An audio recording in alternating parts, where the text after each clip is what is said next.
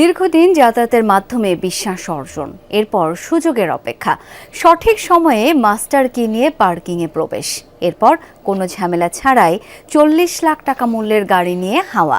খোদ দারোয়ান নিজেই খুলে দিয়েছে গেট। এমনই এক চুরির ঘটনা ঘটেছে চট্টগ্রামে। তবে আইনের লম্বা হাতের বাইরে যেতে পারেনি সেই চোর, ধরা পড়েছে গাড়ি সমেত।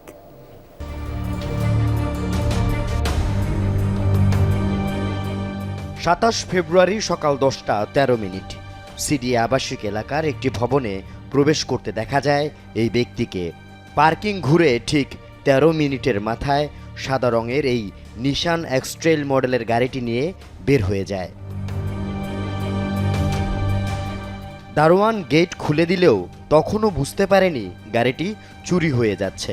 মালিক যখন বুঝতে পেরেছে ততক্ষণে গাড়ি নিয়ে পালিয়ে গেছে চোর। তাৎক্ষণিক পুলিশের সহযোগিতা নেয় গাড়ির মালিক। 7 ঘন্টার মধ্যে গাড়ি ও চোরের অবস্থান শনাক্ত করে পুলিশ। গ্রেফতার করা হয় সাইমন নামে এক ব্যক্তিকে, উদ্ধার করা হয় গাড়িটি।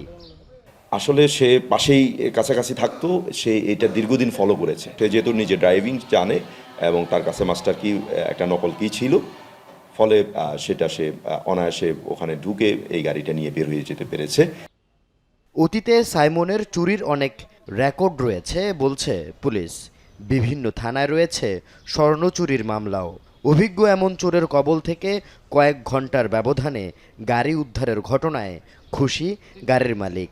আমি পুলিশ প্রশাসনকে অত্যন্ত ধন্যবাদ জানাচ্ছি। ওনারা অক্লান্ত পরিশ্রম করে সারাদিন এটাকে ইয়ে থেকে উদ্ধার করছে।